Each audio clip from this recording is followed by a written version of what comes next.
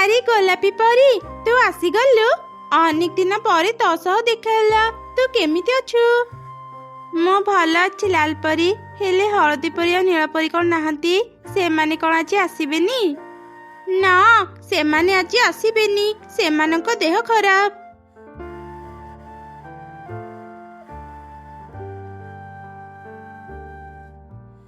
Good morning ପିଲାମାନେ, ତମେ ମାନେ କେମିତି ଅଛ? Very good morning ma'am. ଆମେ ଭଲ ଅଛୁ। ଆଜି ଆମକୁ କ'ଣ ଶିଖେଇବେ? ଆଜି ମୁଁ ତମମାନଙ୍କୁ ଯାଦୁରେ ଜିନିଷକୁ କେମିତି ସୁନା କରିବ ତାହା ଶିଖେଇବି। ନୀଳ ପରି ଆଉ ହଳଦୀ ପରୀଙ୍କ ଦେହ ଖରାପ ଥିବାରୁ ସେମାନେ ଆଜି ସ୍କୁଲକୁ ଆସିପାରିବେନି। ସେମାନେ ଯେତେବେଳେ ସୁସ୍ଥ ହେବେ ମୁଁ ସେମାନଙ୍କୁ ପୁଣି ଥରେ ଯାଦୁ ଶିଖେଇଦେବି। ଏବେ ଆସ ମୋ ସାଙ୍ଗରେ। ଏଠି 3ଟି ସାଧାରଣ ଫୁଲ ଅଛି। ଏବେ ମୁଁ ତମମାନଙ୍କୁ ଶିଖେଇବି କେମିତି ସାଧାରଣ ଫୁଲକୁ ସୁନା ଫୁଲ କରିବ, ଆଉ ପୁଣି ଥରେ ସେ ସୁନା ଫୁଲକୁ କେମିତି ସାଧାରଣ ଫୁଲ କରିବ।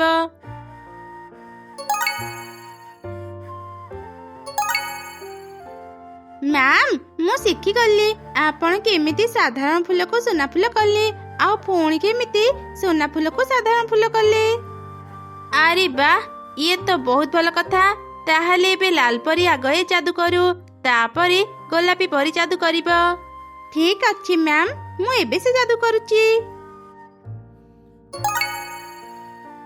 ବହୁତ ଭଲ ଲାଲ ପରି, ଏତେ ଶୀଘ୍ର ତୁ ଏ ସାଧାରଣ ଫୁଲକୁ ସୁନା ଫୁଲ କରିଦେଲୁ। ଏବେ ତୁ ଏ ସୁନା ଫୁଲକୁ ସାଧାରଣ ଫୁଲ କର। କ'ଣ ହେଲା ଲାଲ ପରି, ତୁ ସୁନା ଫୁଲକୁ ସାଧାରଣ ଫୁଲ କରିପାରୁନୁ କାହିଁକି? ମ୍ୟାମ୍, ମୁଁ ଚେଷ୍ଟା କରୁଛି ହେଲେ ପାରୁନି। ଲାଲ ପରି, ନିଜ ମନକୁ ଆଗ ସ୍ଥିର କର। ସୁନା ଫୁଲ କରିବା ସମୟରେ ଯେମିତି ଯାଦୁର ଲାଠିକୁ ସାମ୍ନାରୁ ବୁଲେଇଲୁ, ଠିକ ସେମିତି ସାଧାରଣ ଫୁଲ କରିବା ସମୟରେ ସେ ଯାଦୁର ଲାଠିକୁ ଓଲଟା ବୁଲା।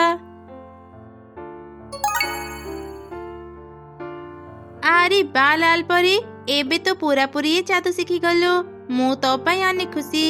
ଏ ଯାଦୁ କରିବାରେ ତୋର ଅନେକ ସମୟ ଲାଗିଲା, ସେଥିପାଇଁ ମୁଁ ତତେ 10 ନମ୍ବରରୁ 8 ନମ୍ବର ଦେଉଛି। ବହୁତ ବହୁତ ଧନ୍ୟବାଦ ମ୍ୟାମ୍। ଗୋଲାପୀ ପରି, ଏବେ ତୋ ପାଳି, ତୁ ସେ ଯାଦୁ କର। ଆଜ୍ଞା ମ୍ୟାମ୍, ମୁଁ ଏବେ କରୁଛି।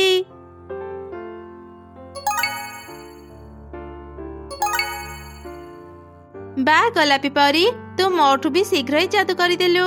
ପିଲାବେଳେ ମତେ ଯାଦୁ ଶିଖିବା ପାଇଁ ଅନେକ ସମୟ ଲାଗିଥିଲା, ହେଲେ ତୁ ଖୁବ ଶୀଘ୍ର ଶିଖିଗଲୁ। ସେଥିପାଇଁ ମୁଁ ତତେ ଏହି ପରୀକ୍ଷାରେ 10ରୁ 10 ନମ୍ବର ଦେଉଛି। ତୁ ବହୁତ ଭଲ ଯାଦୁ କଲୁ। ବହୁତ ବହୁତ ଧନ୍ୟବାଦ ମ୍ୟାମ୍। ଏବେ ମୋ ସାଙ୍ଗରେ ଚାଲ ପିଲାମାନେ, ମୁଁ ଆଜି ତମମାନଙ୍କୁ ଆଉ କିଛି ଶିଖେଇବି।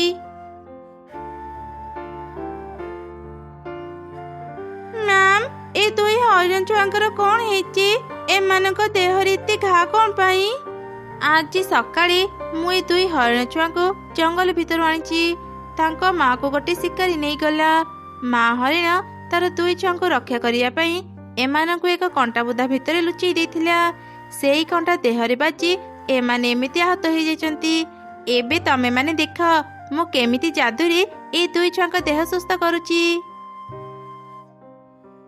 ମ୍ୟାମ୍, 2 ଛୁଆଙ୍କ ଦେହ ସୁସ୍ଥ ହେଇଗଲା। ଦେଖ, ତାଙ୍କ ଦେହରେ ଗୋଟେ ବି ଘା ଚିହ୍ନ ନାହିଁ। ହଁ, ଏମାନେ ଏବେ ଆରାମ କରନ୍ତୁ। ମୁଁ ଏବେ ଯୋଉ ଯାଦୁ କଲି ତାକୁ ସବୁବେଳେ ମନେ ରଖିବ। ଏଇ ଯାଦୁରେ ତମେ ମାନେ ଅନ୍ୟମାନଙ୍କୁ ସାହାଯ୍ୟ କରିପାରିବ, ତା ସହ ନିଜକୁ ବି ବିପଦରୁ ରକ୍ଷା କରିପାରିବ। ଠିକ ଅଛି ମ୍ୟାମ୍, ଆମେ ଏ ଯାଦୁ କେବେ ବି ଭୁଲିବୁନି। ମ୍ୟାମ୍, ଏଇ 2 ହରିଣ ଛୁଆଙ୍କୁ ଦେଖିଲା ପରେ ଆଜି ମତେ ଜଙ୍ଗଲର ପଶୁପକ୍ଷୀଙ୍କୁ ଦେଖିବା ପାଇଁ ଭାରି ଇଚ୍ଛା ହେଉଛି।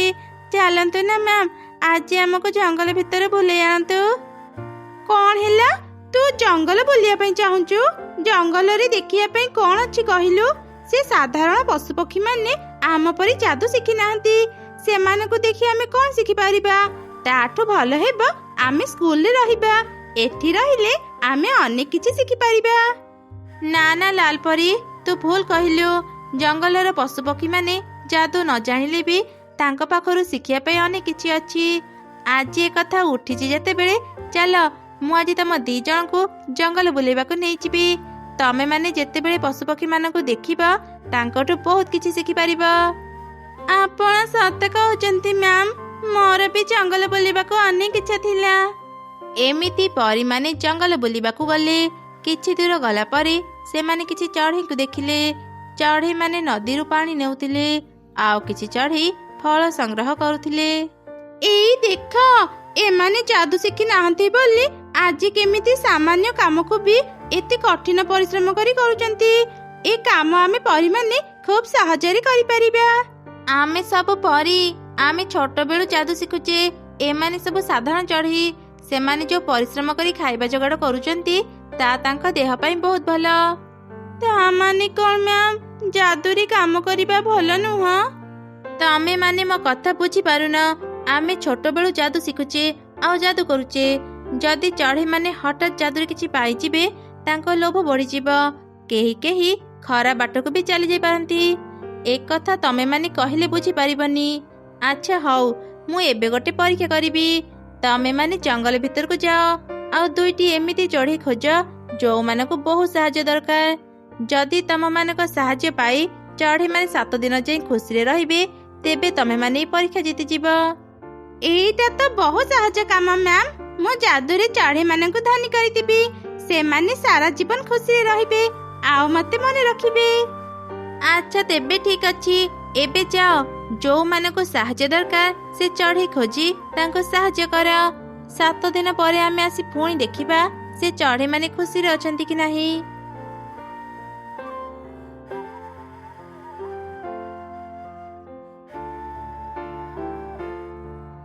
ଅନେକ ଦିନ ହେଇଗଲାଣି ମୁଁ ମାଛ ଧରୁଛି, ହେଲେ ସବୁଦିନ ଏମିତି ଛୋଟ ମାଛ ହିଁ ଜାଲରେ ପଡୁଛନ୍ତି। ଆଜି ଯାଏଁ ମୁଁ ଗୋଟେ ବି ବଡ଼ ମାଛ ଧରି ପାରିଲିନି। ଏମିତି ଛୋଟ ମାଛ ନେଇ ବଜାରକୁ ଗଲେ କେହି ବି ମୋ ପାଖରୁ ମାଛ କିଣିବେନି।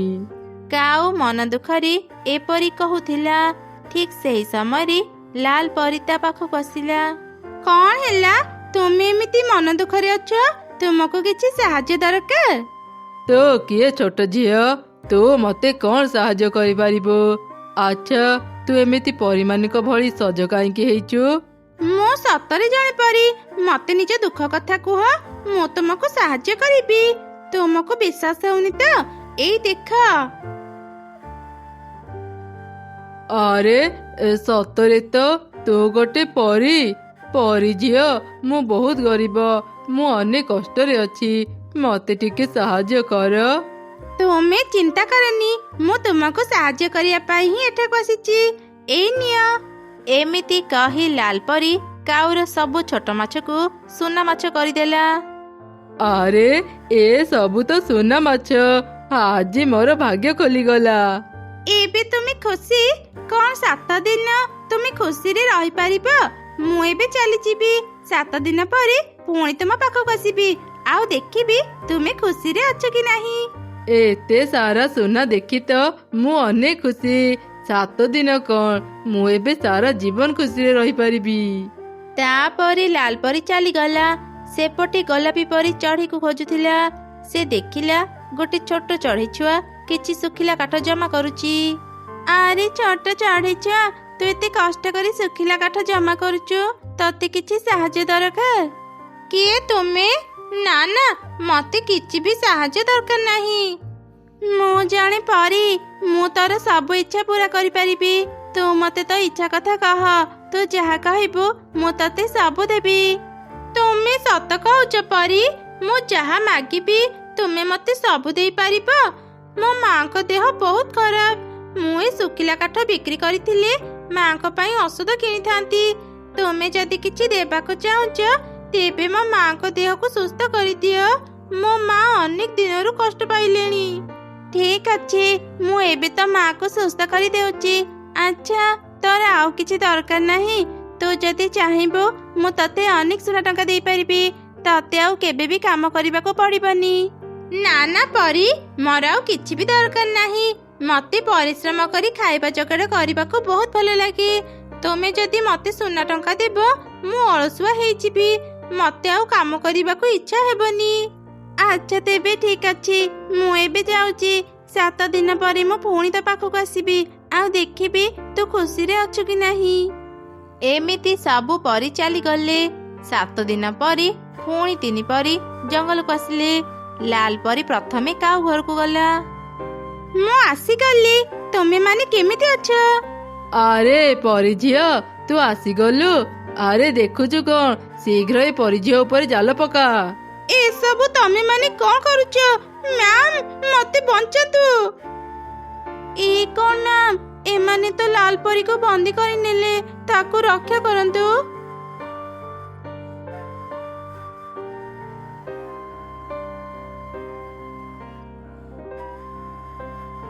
ମୁଁ ତୁମକୁ ବିପଦ ସମୟରେ ସାହାଯ୍ୟ କରିଥିଲି, ଆଉ ତୁମେ ତା ବଦଳରେ ମତେ ଏମିତି କଷ୍ଟ ଦେଲ।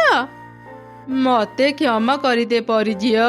ମୁଁ ଯେତେବେଳେ ଏତେ ସୁନା ଏକାଥରକେ ପାଇଗଲି, ମତେ ଆଉ କାମ କରିବାକୁ ଇଚ୍ଛା ହେଲାନି। ମୁଁ ଅଳସୁଆ ହେଇଗଲି। ଧୀରେ ଧୀରେ ମୋର ସବୁ ସୁନା ସରିଗଲା। ତୁ ଯେତେବେଳେ କହିଥିଲୁ 7 ଦିନ ପରେ ଆସିବୁ, ମୋ ସ୍ତ୍ରୀ କଥାରେ ପଡ଼ି ଆମେ ତତେ ବନ୍ଦୀ କରି ତୋଠୁ ଆହୁରି ସୁନା ନେବାକୁ ଚାହୁଁଥିଲୁ। ତମ ମାନଙ୍କୁ ତ ଲାଜ ଲାଗିବା କଥା। ମ୍ୟାମ୍, ମୁଁ ବୁଝିଗଲି ଆପଣ ମତେ କଣ ବୁଝେଇବାକୁ ଚାହୁଁଥିଲେ। ଏମିତି ଯଦି ମାଗଣାରେ ସବୁ କିଛି ମିଳିଯାଏ, ସମସ୍ତେ ଲୋଭୀ ପାଲଟି ଯାଆନ୍ତି। ଭେରି ଗୁଡ୍ ଲାଲ ପରି। ମୁଁ ଖୁସି ଯେ ତୁ ସବୁ କିଛି ବୁଝିଗଲୁ। ମୁଁ ଏବେ ଏମାନଙ୍କର ସ୍ମୃତି ଶକ୍ତି ଲିଭେଇ ଦଉଛି। ଏମାନେ ଆମକୁ ଆଉ ମନେ ରଖିପାରିବେନି। ପୂର୍ବ ଭଳି ପରିଶ୍ରମ କରି ଟଙ୍କା ରୋଜଗାର କରିବେ। ପରି ମ୍ୟାମର ଯାଦୁ ପାଇଁ 2 କାଉ ସବୁ କିଛି ଭୁଲିଗଲେ। ତାପରେ ସବୁ ପରି ଛୋଟ ଚଢ଼େଇଛୁଆ ପାଖକୁ ଗଲେ। ତୁମେ ଆସିଗଲ ପରି। ଜାଣିଛ, ମୋ ମା ଏବେ ପୁରାପୁରି ସୁସ୍ଥ। ସେ ତୁମକୁ ଧନ୍ୟବାଦ ଜଣାଇବାକୁ କହିଛନ୍ତି। ମା ସୁସ୍ଥ ହେଲା ପରେ ମୁଁ ଏବେ ସ୍କୁଲକୁ ବି ଯାଇପାରୁଛି। ଏ ସବୁ କିଛି ସମ୍ଭବ ହେଇଛି ତୁମ ପାଇଁ। ତୁମକୁ ଅନେକ ଅନେକ ଧନ୍ୟବାଦ ପରି। ତୁମକୁ ଖୁସିରେ ଦେଖି ମୁଁ ବି ଅନେକ ଖୁସି। ଗୋଲାପୀ ପରି ହିଁ ଯାଦୁର ସଠିକ ବ୍ୟବହାର କରିଛି। ସେ ଏମିତି ଜଣେ ନିଃସ୍ୱାର୍ଥପର ଚଢ଼େଇକୁ ସାହାଯ୍ୟ କରିଛି, ଯିଏ ନିଜର ଭଲ ନ ଚାହିଁ ନିଜ ମାର ଭଲ ଚାହିଁଥିଲା। ସେ କୌଣସି ଲୋଭ କରିନି। ଏ ପରୀକ୍ଷାରେ ଗୋଲାପୀ ପରି ଜିତିଲା। ଆଶା କରୁଛି ତମେ 2 ଜଣ ଏ ପରୀକ୍ଷାରୁ ଅନେକ କିଛି ଶିଖିବାକୁ ପାଇଲ। ଏବେ ଚାଲ ନିଜ ଘରକୁ ଫେରିଯିବା। ଆପଣ ଠିକ କହିଲେ ମ୍ୟାମ୍। ଆମେ ଏ ଜଙ୍ଗଲକୁ ଆସି ଅନେକ କିଛି ଶିଖିବାକୁ ପାଇଲୁ। ଏମିତି ସବୁ ପରି ନିଜ ନିଜ ଘରକୁ ଫେରିଗଲେ। ସୁନ୍ଦର ଏକ ଜଙ୍ଗଲରେ କିଛି ଚଢ଼େଇ ପରି ରହୁଥିଲେ। ଛୋଟ ଗୋଲାପୀ ପରି ପ୍ରଥମ ଥର ସ୍କୁଲକୁ ଯାଉଥିଲା। ସେଥିପାଇଁ ସେ ବହୁତ ଖୁସି ଥିଲା। ମା, ଶୀଘ୍ର ମୋ ସ୍କୁଲ ବ୍ୟାଗ ଦିଅ, ଡେରି ହେଉଛି। ଆରେ ଟିକେ ରହ, ମୁଁ ତ ବ୍ୟାଗରେ ଟିଫିନ ତ ରଖିଦିଏ। ଶୁଣ, ସାବଧାନରେ ସ୍କୁଲକୁ ଯିବୁ। ସମସ୍ତଙ୍କ ସହ ମିଳିମିଶି ପାଠ ପଢିବୁ। ତୁମେ ଚିନ୍ତା କରନି ମା, ମୋର ସବୁ ମନେ ଅଛି। ଏବେ ମୁଁ ଯାଉଛି। ତାପରେ ଗୋଲାପୀ ପରି ସ୍କୁଲକୁ ଗଲା। ଛୋଟ ପରୀମାନେ, ଏ ପରୀ ସ୍କୁଲରେ ତମମାନଙ୍କୁ ସ୍ୱାଗତ। ଆଜି ମୁଁ ତମମାନଙ୍କୁ ଶିଖେଇବି କେମିତି ଉଡ଼ନ୍ତି, ମ୍ୟାଜିକ୍ କେମିତି କରନ୍ତି, ଆଉ ଦୁଷ୍ଟ ରାକ୍ଷସମାନଙ୍କୁ କେମିତି ଶାସ୍ତି ଦିଅନ୍ତି। ସବା ଶେଷରେ ମୁଁ ଶିଖେଇବି ତମେମାନେ କେମିତି ଜଣେ ଭଲ ପରୀ ହେଇପାରିବ। ମ୍ୟାମ୍, ପ୍ରଥମେ ଆମକୁ କ'ଣ ଶିଖେଇବେ? ମୁଁ ପ୍ରଥମେ ତମମାନଙ୍କୁ ଶିଖେଇବି ସାମ୍ନାରେ ଥିବା ଗଛପତ୍ରକୁ ଆଡ଼େଇ ଶୀଘ୍ର କେମିତି ଉଡ଼ି ପାରିବ। ମୁଁ ମ୍ୟାଜିକ୍ରେ କିଛି ନକଲି ଗଛ ରଖିଦେଇଛି। ଯିଏ ବି ଗଛ ସହ ଧକ୍କା ନ ହେଇ ଶୀଘ୍ର ଉଡ଼ି ଗଛମାନଙ୍କ ଭିତରୁ ବାହାରି ପାରିବ, ସେ ହିଁ ଏ କ୍ଲାସରେ ଅଧିକ ନମ୍ବର ପାଇବ। ତାପରେ ପରୀ ମ୍ୟାଡାମ ଛୋଟ ପରୀମାନଙ୍କୁ ଦେଖେଇଲେ କେମିତି ଗଛ ସହ ନ ବାଜି ଉଡ଼ିବାକୁ ହୁଏ। ମ୍ୟାମ୍, ଆପଣ ତ ବହୁତ ଭଲ ଉଡ଼ୁଛନ୍ତି। କ'ଣ ଆମେ ଆପଣଙ୍କ ପରି ଉଡ଼ି ପାରିବୁ? ଚେଷ୍ଟା କଲେ ତମେମାନେ ବି ପାରିବ। କିଏ ପ୍ରଥମେ ଯିବ କୁହ? ମ୍ୟାମ୍, ମୁଁ ପ୍ରଥମେ ଯିବାକୁ ଚାହୁଁଛି। ଠିକ୍ ଅଛି, ଯାଅ। ବାଃ, ଲାଲ ପରି ପ୍ରଥମରୁ ହିଁ କେତେ ବଢ଼ିଆ ଉଡ଼ୁଛି। ହଁ, ସେ କୌଣସି ଗଛ ସହ ବି ବାଜୁନି। କେତେ ଶୀଘ୍ର ସେ ଗଛମାନଙ୍କ ଭିତରୁ ବାହାରି ଆସିଲା। ଲାଗୁଛି ଆଜି ଲାଲ ପରି ହିଁ ଅଧିକ ନମ୍ବର ପାଇବ। ଭେରି ଗୁଡ୍ ଲାଲ ପରି, ତୁ ବହୁତ ଭଲ ଉଡ଼ିଲୁ। ମୁଁ ତତେ 100ରୁ 90 ମାର୍କ ଦେଉଛି। ଆଜି ଯାଏଁ କେହି ବି ମୋ କ୍ଲାସରେ 90 ମାର୍କ ପାଇନାହାନ୍ତି। ଧନ୍ୟବାଦ ମ୍ୟାମ୍। ମ୍ୟାମ୍, ଏବେ ମୁଁ ଯିବି। ହଁ, ଯାଅ। ତ ପରି ଗୋଲାପୀ ପରି ଯିବ।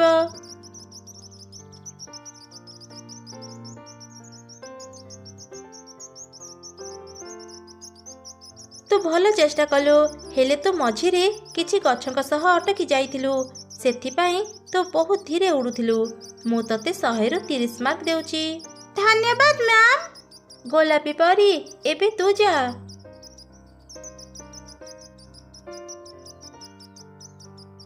ଆରେ ସମସ୍ତେ ଦେଖ, ଗୋଲାପୀ ପରି ଗଛମାନଙ୍କୁ ଆଡ଼େଇ କେତେ ଶୀଘ୍ର ଶୀଘ୍ର ଉଡୁଛି। ହଁ, ତୁ ଠିକ କହିଲୁ। ମୋର ତ ବିଶ୍ୱାସ ହେଉନି, ଗୋଲାପୀ ପରି ଲାଲ ପରୀଠୁ ବି ଅଧିକ ଭଲ ଉଡୁଛି। ସେମାନଙ୍କ କଥା ଶୁଣି ଲାଲ ପରୀକୁ ଭଲ ଲାଗିଲାନି। ସେ ଗୋଲାପୀ ପରୀକୁ ଈର୍ଷା କରି କହିଲା, ମୁଁ ଶୁଣିଛି ସେ ଗୋଲାପୀ ପରି ଜଙ୍ଗଲରେ ରୁହେ। ଗଛମାନଙ୍କ ଭିତରେ ଉଡ଼ିବାର ତାର ଅଭ୍ୟାସ ଥିବ।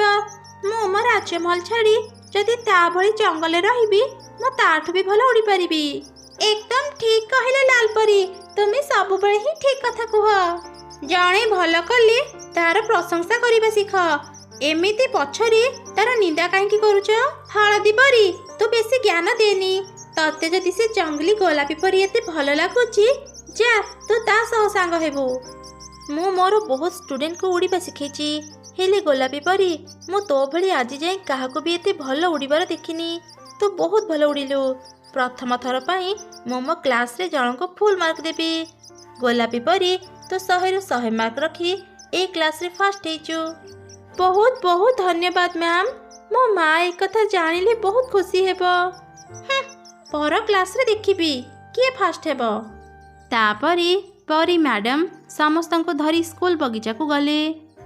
ଏଇଠି ହେବ ତୁମର ଦ୍ୱିତୀୟ କ୍ଲାସ। ମୁଁ ତୁମମାନଙ୍କୁ ଶିଖେଇବି ମ୍ୟାଜିକ୍ କରି କେମିତି ଗଛରେ ଫୁଲ ଫୁଟାନ୍ତି। ତମେମାନେ ଏ ନୂଆ ମ୍ୟାଜିକ୍ ଶିଖିବା ପାଇଁ ରେଡି ତ? ଆଜ୍ଞା ମ୍ୟାମ୍। ଆଚ୍ଛା ଠିକ୍ ଅଛି, ଏବେ ମୋତେ ଦେଖ। ପ୍ରଥମେ ନିଜ ଯାଦୁର ଲାଠିକୁ ଏମିତି ଧରିବ, ଆଉ ଗଛକୁ କହିବ, ଗଛ ମୋ ପାଇଁ ତୁମ କଢ଼ରୁ ଫୁଲ ଫୁଟାଅ। ମ୍ୟାମ୍, ଫୁଲ ସବୁ କେତେ ସୁନ୍ଦର ହେଇଛି। ଫୁଲ ଭିତରୁ କେତେ ବଢ଼ିଆ ବାସ୍ନା ଆସୁଛି। ଏବେ ତମେମାନେ ଗଛରେ ଫୁଲ ଫୁଟାଅ। ଯିଏ ବି ମ୍ୟାଜିକ୍ କରି ଯେତେ ବେଶୀ ଫୁଲ ଫୁଟେଇ ପାରିବ, ସିଏ ସେତିକି ଅଧିକ ନମ୍ବର ପାଇବ। ସବୁ ଚଢ଼େଇ ପରି ଫୁଲ ଫୁଟେଇବା ପାଇଁ ଚାରିଦିଗକୁ ଗଲେ। ମ୍ୟାମ୍, ଏଠାକୁ ଆସନ୍ତୁ, ମୁଁ ମ୍ୟାଜିକରେ କିଛି ଫୁଲ ଫୁଟେଇଛି। ଭେରି ଗୁଡ୍ ହଳଦୀ ପରି, ଖୁବ୍ ଶୀଘ୍ର ତୁ ଭଲ ଫୁଲ ଫୁଟେଇଛୁ। ମୁଁ ତତେ 100ରୁ 50 ମାର୍କ ଦେଉଛି।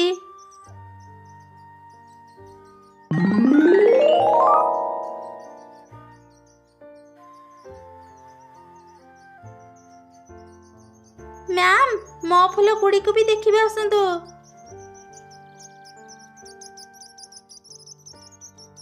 ଆରେ ବାହ ଲାଲ ପରି, ତୁ ତ ବହୁତ ଗୁଡ଼ିଏ ଫୁଲ ଫୁଟେଇଛୁ। ମୁଁ ତତେ 100ରୁ। ଏପଟକୁ ସମସ୍ତେ ଆସ, ଦେଖ ଏ ଗୋଲାପୀ ପରି ଏକା ହିଁ ଏ ବଗିଚାରେ ଥିବା ସବୁ ଗଛରେ ଫୁଲ ଫୁଟେଇ ଦେଇଛି। ଗୋଲାପୀ ପରି, ଏସବୁ ତୁ କେମିତି କଲୁ? ମୁଁ ଜାଣିବାରେ ଯୋଉ ପରୀର ଅଧିକ ଶକ୍ତି ଥାଏ, କେବଳ ସେ ହିଁ ସବୁ ଗଛରେ ଫୁଲ ଫୁଟେଇ ପାରେ। ଆଜି ଜଣାପଡ଼ିଲା ତୋ ପାଖରେ ବହୁତ ଶକ୍ତି ଅଛି।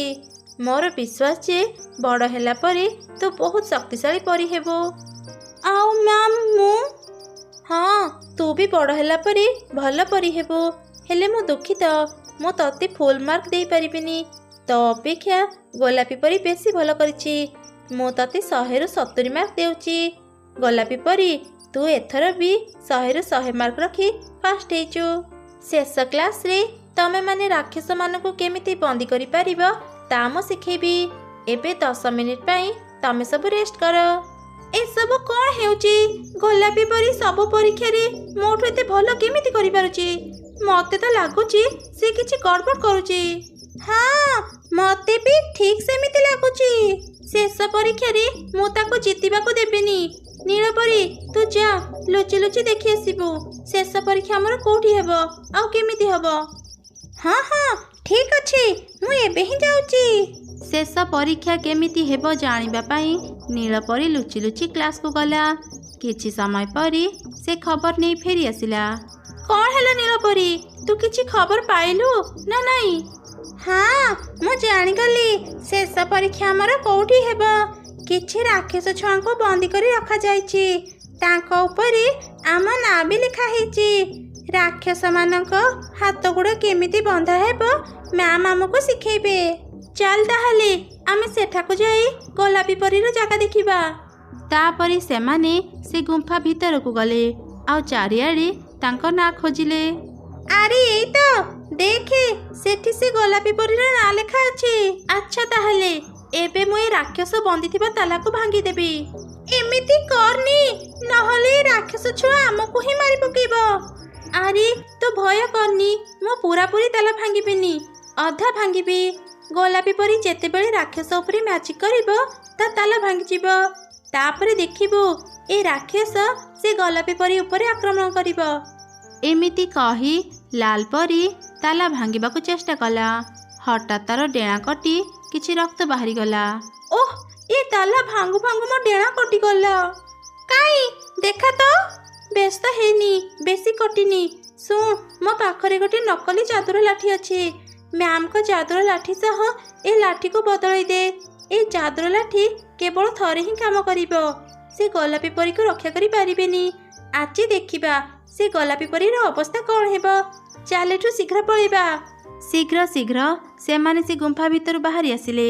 ନୀଳପରୀ ଚୁପ୍ ଚୁପ୍ ଯାଇ ମ୍ୟାମଙ୍କ ଯାଦୁର ଲାଠି ଜାଗାରେ ନକଲି ଯାଦୁର ଲାଠିକୁ ରଖିଦେଲା। ସେ ଲାଠି ଦ୍ୱାରା କେବଳ ଥରେ ହିଁ ରାକ୍ଷସକୁ ବନ୍ଦୀ କରିହୁଏ। କିଛି ସମୟ ପରେ ପରୀ ମ୍ୟାଡାମ ସବୁ ଛୁଆଙ୍କୁ ଧରି ସେ ଗୁମ୍ଫା ଭିତରକୁ ଗଲେ।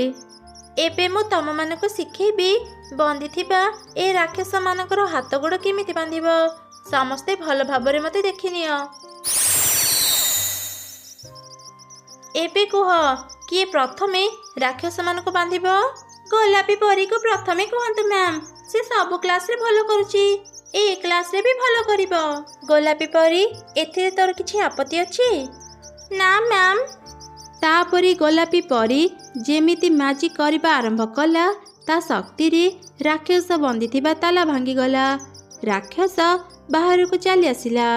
ସେ ଗୋଲାପୀ ପରୀ ବଦଳରେ ଲାଲ ପରୀକୁ ଆକ୍ରମଣ କରିବା ପାଇଁ ଗଲା। ଏ କ'ଣ, ତୁ ମୋ ଆଡ଼କୁ କାହିଁକି ଆସୁଛୁ? ତୋ ସାମ୍ନାରେ ତ ଗୋଲାପୀ ପରୀ ଅଛି, ତାକୁ ମାର। ନା, ମୁଁ ତାକୁ ମାରିବିନି। ତୋ ରକ୍ତର ବାସ୍ନା ମୋତେ ବହୁତ ଭଲ ଲାଗିଲା। ମୁଁ ତ ରକ୍ତ ପିଇବି।